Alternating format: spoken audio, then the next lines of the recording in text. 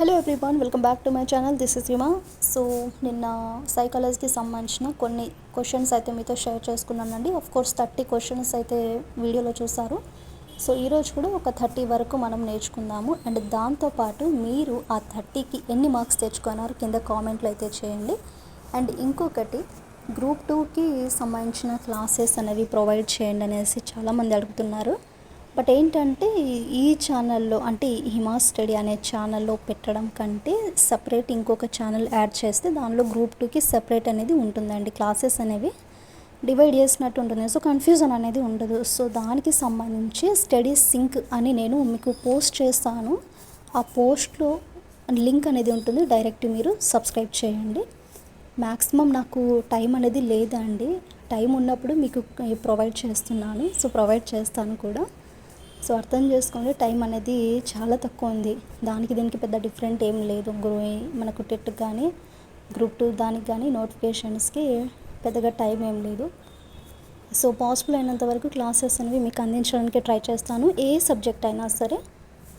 సరే, ఇంకా లేట్ చేయకోకుండా మరికొన్ని క్వశ్చన్స్ అయితే ఉన్నాయి, వాటిని నేర్చుకోవడానికి అయితే ట్రై చేద్దాం. అండ్ దాంతోపాటు కింద మీరు మార్క్స్ మాత్రం ఖచ్చితంగా కామెంట్లు అయితే చేయండి. సో అలాగే క్లాస్లోకి వెళ్ళిపోయే ముందు మీ నుండి నేను ఎక్స్పెక్ట్ చేసేది లైక్ చేయండి, అలాగే మన ఛానల్ని సబ్స్క్రైబ్ చేయండి. సో మీ ఫ్రెండ్స్కి కూడా ఫార్వర్డ్ చేసేయండి. సో ఫస్ట్ క్వశ్చన్ చూడండి. తల్లిదండ్రులు పిల్లలకు తగిన స్వయం ప్రతిపత్తిని ఇచ్చే పెంపక శైలి. Parenting style in which parents give appropriate autonomy to the child.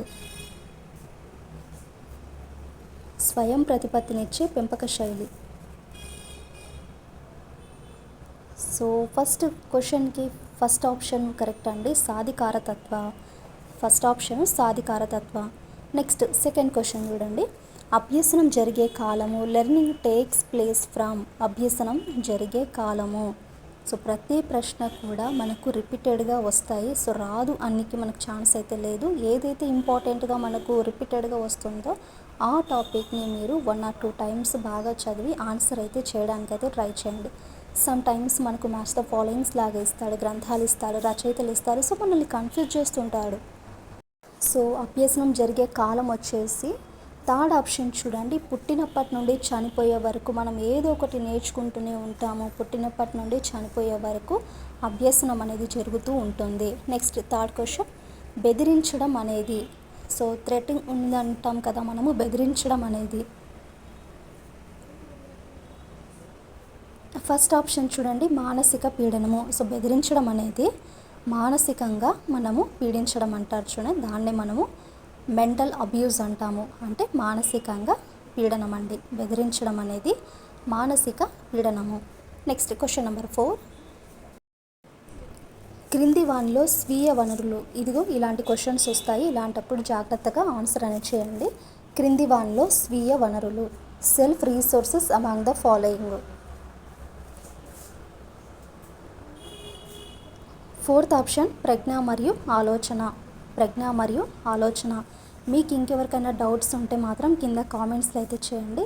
ఇప్పటికీ నేను మీకు ప్రతి వీడియోలో చెప్తూనే ఉంటాను, క్లాసెస్ అనేవి చేసేసానండి. కొన్ని 10th క్లాస్ అండ్ ఇంటర్మీడియట్ అంటే మనకు చేంజ్ అయింది కాబట్టి దానికి చేయలేదు. మ్యాక్సిమం నాకు వీలైనన్ని క్లాసెస్ అనేవి చేశాను. ఒకసారి నీట్గా ప్లేలిస్ట్లో వెళ్ళి అన్ని చాప్టర్ వైజ్గా ఇచ్చాను. వన్స్ ఒకసారి చదివి మీరు దాన్ని యూజ్ చేసుకుంటారనేసి అనుకుంటున్నానండి. నెక్స్ట్ 5th క్వశ్చన్లోకి అయితే వెళ్ళిపోదాము. 5th క్వశ్చన్ వచ్చేసి మనకి ఇక్కడ. సో చూడండి, ఆంధ్రప్రదేశ్లో ప్రస్తుతం అమలులో ఉన్న మధ్యాహ్న భోజన పథకం పేరు ఏమిటి? సో మనకు ఆఫ్టర్ మిడ్ డే మీల్స్ ఇస్తారు కదా అండి. సో దానికి మనకి ఇంతకుముందు ఉన్న గవర్నమెంట్, జగన్ ఉన్న గవర్నమెంట్లో అయితే వేరేగా ఉండేది. బట్ ఇప్పుడు మనకు ఈ గవర్నమెంట్లో చూసుకుంటే డొక్కా సీతమ్మ మధ్యాహ్న భోజన పథకం అనేసి మనము పిలవడం అయితే జరుగుతుంది.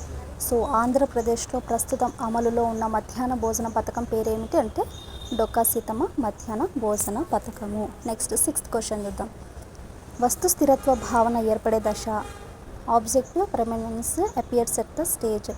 వస్తు స్థిరత్వ భావన ఏర్పడే దశ.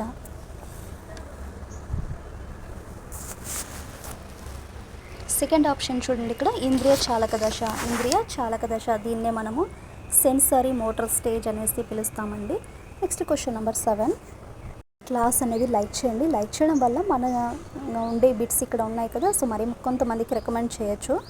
సో ఆంధ్రప్రదేశ్లో విద్యా కార్యక్రమం LIP అనగా, సో మనకు అప్పుడప్పుడు ఇలాంటివి కూడా ఇస్తుంటాడు, కొంచెం మీనింగ్గా ఉండేవి. ఆంధ్రప్రదేశ్లో విద్యా కార్యక్రమము LIP అనగా. సెకండ్ ఆప్షన్ చూడండి ఇక్కడ, learning improvement programme. Next one, క్రింది వాణిలో అనువంశికంగా ప్రాప్తించి శిక్షణ ద్వారా అభివృద్ధి చెందేవి.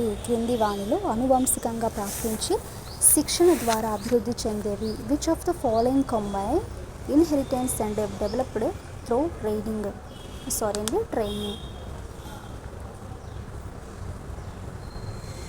థర్డ్ ఆప్షన్ చూడండి ఇక్కడ, యాప్టిట్యూడ్స్. సో సహజ సామర్థ్యాలు, అనువంశికంగా ప్రాప్తించి శిక్షణ ద్వారా అభివృద్ధి చెందేవి సహజ సామర్థ్యాలు. క్వశ్చన్ నెంబర్ 9, పిల్లలలో భావనోద్భవంను సులభతరం చేయడానికి ఉపాధ్యాయుడు. To facilitate conceptualisation among students the teacher should. పిల్లలలో భావనోద్భవంను సులభతరం చేయడానికి ఉపాధ్యాయుడు. సెకండ్ ఆప్షన్ చూడండి ఇక్కడ, ప్రత్యక్ష అనుభవాలకు ప్రాధాన్యత ఇవ్వాలి. Question number 10, E.L. థాండైక్ ప్రతిపాదించిన ప్రజ్ఞా సిద్ధాంతము. ఇంకెవరైనా సబ్స్క్రైబ్ చేయకపోతే సబ్స్క్రైబ్ చేయండి. అండ్ స్టడీ సింక్ అనే ఛానల్ని కూడా మీకు ఇంట్రెస్ట్ ఉంటే మాత్రం ఖచ్చితంగా గ్రూప్ 2కి ఎవరైతే ప్రిపేర్ అవుతున్నారో సో వారికి. అండ్ ఇంకో విషయం అండి, ఇది గ్రూప్ 2 కాదు, గ్రూప్ 2కి కూడా అండ్ DSC కూడా యూజ్ అవుతుంది, టెట్ కూడా యూజ్ అవుతుంది, అందులో ఉండే సిలబస్ని కూడా. ఓకేనా. ఫోర్త్ ఆప్షన్ చూడండి, థాండైక్ అంటే మనకు ప్రజ్ఞా సిద్ధాంతంలో బహుకారక సిద్ధాంతం అనేది గుర్తుంచుకోవాలి. E.L. థాండైక్ ప్రతిపాదించిన సిద్ధాంతమే బహుకారక సిద్ధాంతము. నెక్స్ట్ వన్, రాష్ట్రంలో మొదటి ర్యాంక్ వచ్చిన విద్యార్థిని తన అనుభవాలను ఆలోచనలను చెప్పమనడము. సో ఫస్ట్ ర్యాంక్ వచ్చింది, సో ఆ విద్యార్థి ఏం చేస్తుంది, తన ఎక్స్పీరియన్స్ని, తన యొక్క మైండ్ సెట్, థాట్స్ని కూడా చెప్పమంటుంటాం. మీ యొక్క సీక్రెట్ ఏంటి, మీరు యొక్క ఎలా ఫాలో అయ్యారు, మీ యొక్క ఎక్స్పీరియన్స్ ఏంటి అనేసి మనం అడుగుతుంటాం కదా. సో అది అండి. ఫస్ట్ ఆప్షన్ అంతఃపరిశీలన పద్ధతి. నెక్స్ట్ వన్, ICT ఇంత ఈజీగా వేస్తే మనం చేయలేమా అండి, చేస్తాము. So ICT means information and communication technology. Next question number 13, మనం చేసే పనులను సమర్థించి చెప్పుకునే రక్షక తంత్రము. The defence mechanism in which we justify what we do is. మనం చేసే పనులు ఉంటాయి కదా, సో వాటిని సమర్థించి చెప్పుకునే రక్షక తంత్రం, సమర్థించుకోవడం అండి. సెకండ్ ఆప్షన్ చూడండి, హేతుకీకరణము, రేషనలైజేషన్ అంటారు దీన్ని మనము. హేతుకీకరణము, సమర్థించి చెప్పుకునే రక్షక తంత్రము. క్వశ్చన్ నెంబర్ 14, కృత్యాల ద్వారా అనుభవాత్మక అభ్యసనం జరిగేది. Experiential learning through activities takes place in. కృత్యాల ద్వారా అనుభవాత్మక అభ్యసనం జరిగేది. థర్డ్ ఆప్షన్, ఉపాధ్యాయ కేంద్రీకృత నమూనాలో teacher centred paradigm. Next question number 15, ప్రతిస్పందించుట మరియు విలువ కట్టుట అనేవి ఈ రంగానికి చెందినవి. చాలా మనకి ఇంపార్టెంట్ ఇది. ప్రతిస్పందించుట మరియు విలువ కట్టుట అనేవి ఈ రంగానికి చెందినవి. Responding and valuing are related to this domain. Fourth option చూడండి, ఎఫెక్టివ్ డొమైన్, భావావేశ రంగం అనేది ప్రతిస్పందించడం. మనం రెస్పాండ్ అవుతుంటాం కదా, సో రెస్పాండ్ అవ్వడం అంటే దేనికి, మన మనసులో నుండే కదా, అంటే భావావేశ రంగము. నెక్స్ట్ 16th క్వశ్చన్, తాడును చూసి పాము అని భయపడము. సో తాడును చూసి పాము అని భయపడ్డాడు, మనం కూడా అంతే, మన నీడనే మనం ఒక్కోసారి భయపడి చేస్తుంటాం కదా. సో అట్లనే తాడును చూసి పాము అని భయపడడం అనేది ఏంటి ఇక్కడ. ఫస్ట్ ఆప్షన్ ఇల్యూషన్ అండి, భ్రమ. ఆన్సర్ వచ్చేసి భ్రమ.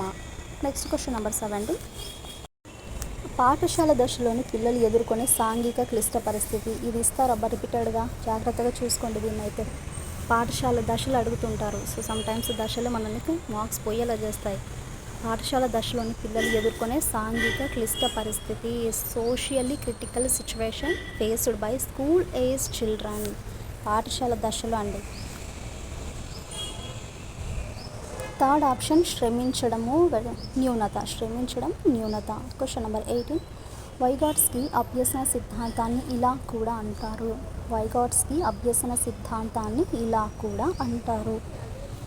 వైగాట్స్కి learning theory is also called as. Third option పరిశీలన అభ్యసన సిద్ధాంతము. Question number 19. బోధన లక్ష్యాలను రూపొందించడం ఈ దశలో జరుగుతుంది. Formulation of instructional objective takes place in this phase. బోధన లక్ష్యాలను రూపొందించడం ఈ దశలో జరుగుతుంది. థర్డ్ ఆప్షన్ పూర్వ చర్యాత్మక దశ, ప్రీ యాక్టివ్ ఫేజ్ అంటాం దీన్ని, పూర్వ చర్యాత్మక దశ. Question number 20. టైప్ రైటింగ్లో బాగా ప్రావీణ్యం కలిగిన వ్యక్తి కంప్యూటర్పై డిటిపి పని చేసేటప్పుడు జరిగే అభ్యసన బదలాయింపు. సో అతనికి మంచి ప్రావీణ్యం ఉంది దేనిలో, కంప్యూటర్లో. సో ఆయన డిటిపిని కూడా ఈజీగా చేశాడు, అంటే చేసేటప్పుడు ఆయన ఒక అభ్యసన బదలాయింపు అనేది జరిగింది. సో అదేంటి అంటే ఇక్కడ మనం గుర్తుంచుకోవాల్సింది తనకు అనుకూలంగా ఉంది కదా, కాబట్టి అనుకూల బదలాయింపు, positive transfer. Next one. Skinner ప్రకారము పిల్లలు భాషను వీటి ద్వారా నేర్చుకుంటారు. వేటి ద్వారా? As per Skinner children learn language through. First option చూడండి, ఇమిటేషన్ ద్వారా నేర్చుకుంటారు. ఫస్ట్ ఇమిటేషన్ అనుకరణ, పునర్బలనము, రెయిన్ఫోర్స్మెంట్ అంటారు దీన్ని. అనుకరణ అండ్ పునర్బలనం ద్వారా భాషను నేర్చుకుంటారు. Next one. ట్రాఫిక్ సిగ్నల్స్కు డ్రైవర్లు ప్రతిస్పందించే విధానము ఈ నియమానికి ఉదాహరణ. The way the drivers response to traffic signals is an example of. Traffic signals డ్రైవర్లు రెస్పాండ్ అవుతుంటారు. సో వాళ్ళు ఈ నియమానికి ఉదాహరణగా చెప్పుకోవచ్చు. ఫోర్త్ ఆప్షన్ చూడండి, లా ఆఫ్ డిస్క్రిమినేషన్, విచక్షణ నియమము. Question number 23. Open educational resources యొక్క ప్రాథమిక లక్ష్యము. Primary goal of open educational resources. So మనకు ఓపెన్ ఎడ్యుకేషన్ కోర్సెస్ ఉంటాయి కదా, సో వాటి యొక్క వనరులను ఫస్ట్ ప్రైమరీ గోల్ ఏంటి? వారి యొక్క గోల్ ఏం లేదండి. ఫోర్త్ ఆప్షన్ చూడొచ్చు ఇక్కడ. ఉచిత మరియు అందుబాటులో ఉండే అభ్యసన సామగ్రిని అందించడము, ప్రొవైడ్ చేయడం, free education and accessible educational మెటీరియల్ను. Question number 24. కోహెన్ అనే శాస్త్రవేత్త ప్రకారము చూడడం ద్వారా జరిగే అభ్యసన శాతము. వెరీ ఇంపార్టెంట్ బిట్ ఇది మనకైతే. ఎవరి ప్రకారము? కోహెలర్ కాదు, కోహెన్ అనే శాస్త్రవేత్త ప్రకారము చూడడం ద్వారా కూడా మనకు నేర్చుకోవచ్చు. సో దానికి ఎంత పర్సంటేజ్ వరకు మనము నేర్చుకోవచ్చు? సెకండ్ ఆప్షన్ చూడండి ఇక్కడ 83% అండి, 83%. Question number 25. క్రింది వానిలో ప్రక్షేపక పరీక్ష.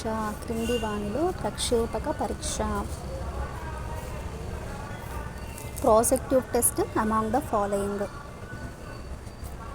ఫోర్త్ ఆప్షన్ చూడండి ఇక్కడ ఇతివృత్త గ్రాహ్యక పరీక్ష.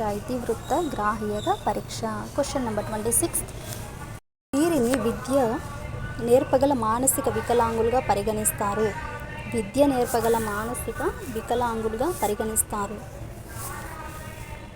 ఎడ్యుకేబుల్ మెంటలీ రిటార్డెడ్. సెకండ్ ఆప్షన్ స్వల్ప బుద్ధి మాధ్యులనే విద్య నేర్పగల మానసిక వికలాంగులుగా పరిగణిస్తారు. స్వల్ప బుద్ధి మాధ్యులు, మైల్డ్ మెంటల్ రిటార్డెడ్ అంటారు వీరిని. Next 27th question. కార్యక్రమయుత అభ్యసనం ఈ సిద్ధాంత ఫలితము.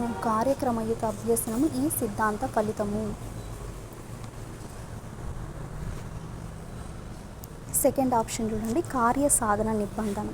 కార్యక్రమయుత అభ్యసనం అనేది కార్యసాధన నిబంధన యొక్క సిద్ధాంత ఫలితము. Question number 28. విద్యార్థుల పనితీరుని మెరుగుపరచడానికి చేసే మదింపు. సో వారి యొక్క ఇంప్రూవ్మెంట్ కోసం మనము కొన్ని నిర్వహిస్తాము. సో అసెస్మెంట్స్ ఇస్తాం కదా. విద్యార్థుల పనితీరును మెరుగుపరచడానికి, వాళ్ళు ఇంప్రూవ్ అవ్వడానికి మనం ఇచ్చే అసెస్మెంట్ ఏది?